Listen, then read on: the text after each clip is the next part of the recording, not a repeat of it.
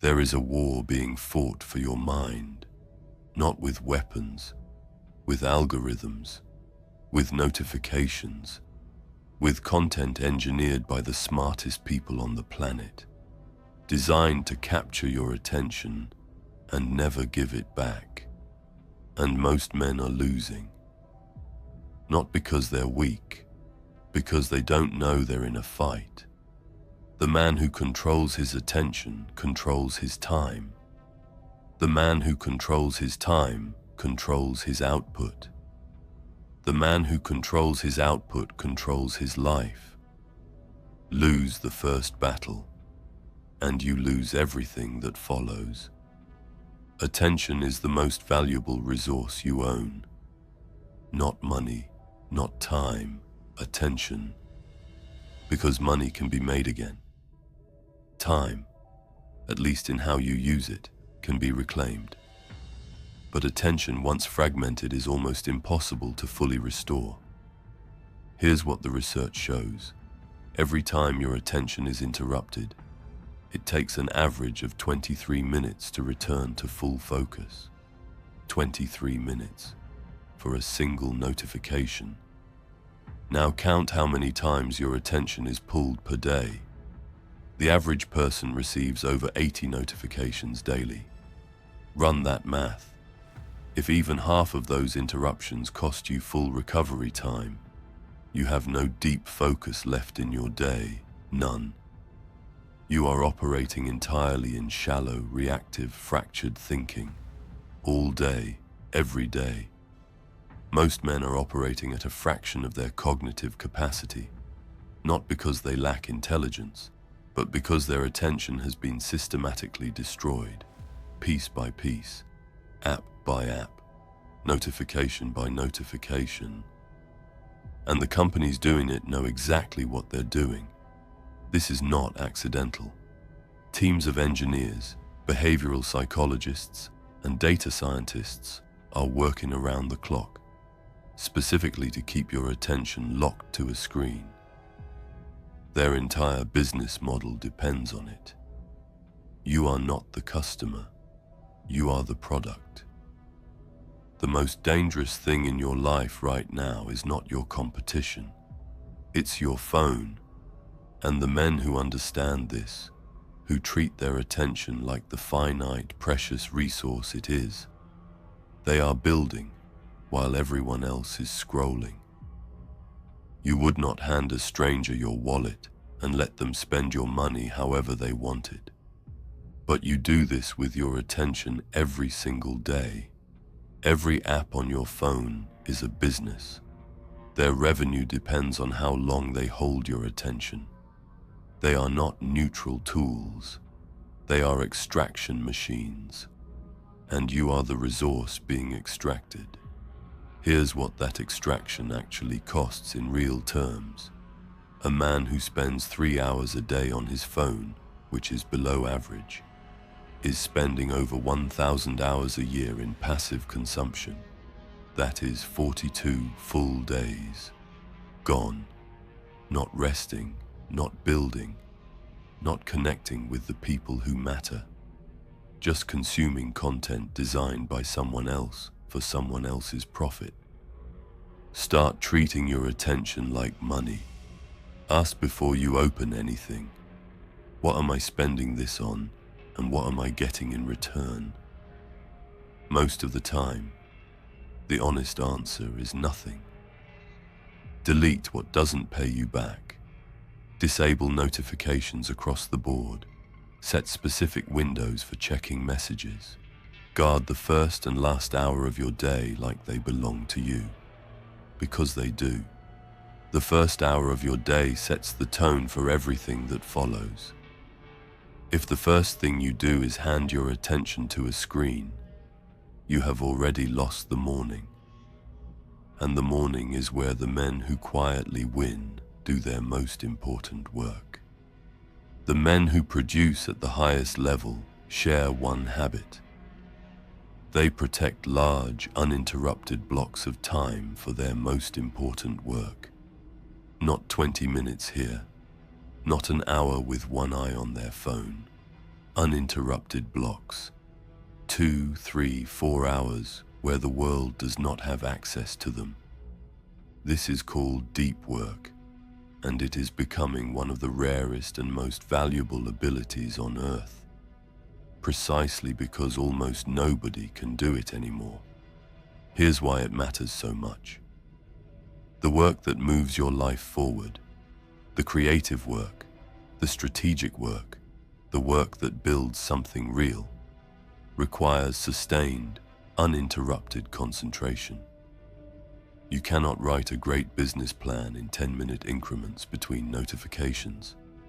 You cannot build a skill, develop an idea, or solve a complex problem in the fractured, shallow attention most men have left after a day on their devices.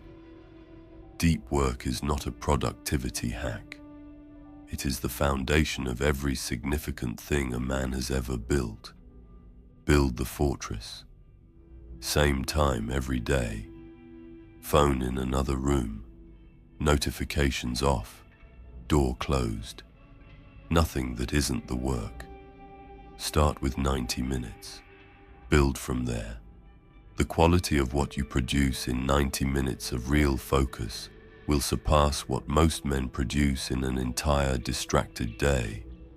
That is not an exaggeration. It is simply what happens when a focused mind meets important work without interruption. Here's the part most men skip. Protecting your attention isn't just about what you remove. It's about what you replace it with. The mind is always consuming. The question is, consuming what? Most men have outsourced this decision entirely. The algorithm decides what they read. The trending tab decides what they think about. The notification decides where their focus goes next. They are not directing their own mental diet. They are eating whatever is served. And the diet matters. Every piece of content you consume shapes how you think. It shapes the questions you ask, the problems you notice, the solutions you reach for. A mind fed on short-form outrage and entertainment thinks in short bursts and reaches for distraction. A mind fed on deep ideas, great books, and silence thinks with clarity and reaches for creation. The men who operate at the highest level are deliberate about their inputs. Books over feeds, long form over short form, creation over consumption, silence over noise. Pick one book this week, not an audiobook playing in the background while you scroll. A real book, sat with, read slowly, thought about.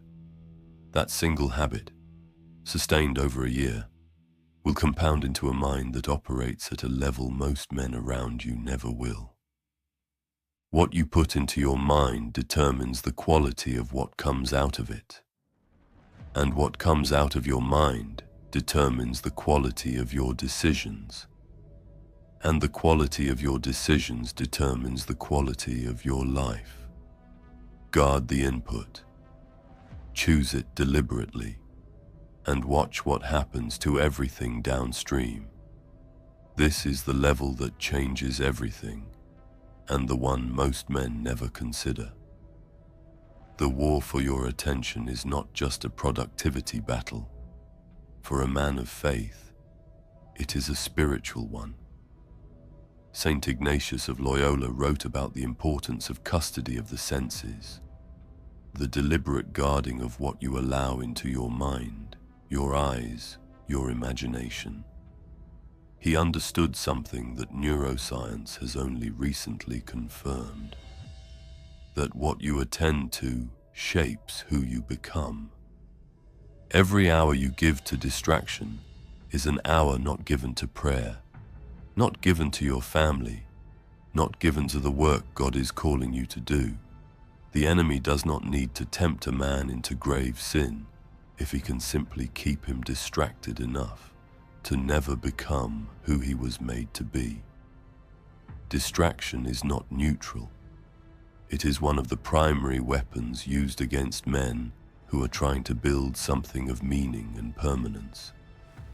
Reclaiming your attention is not just discipline, it is an act of stewardship, an act of obedience, an act of love toward God, toward your family, toward the mission you were placed here to carry out.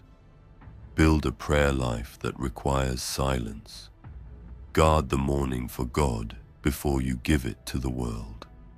Let the quiet be where you receive direction, not the scroll.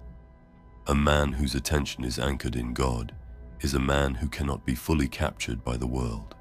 And that man, that settled, focused, undistractable man, is exactly who this culture fears most. The war for your attention is real. It is happening right now. And most men are losing it without knowing they're in it.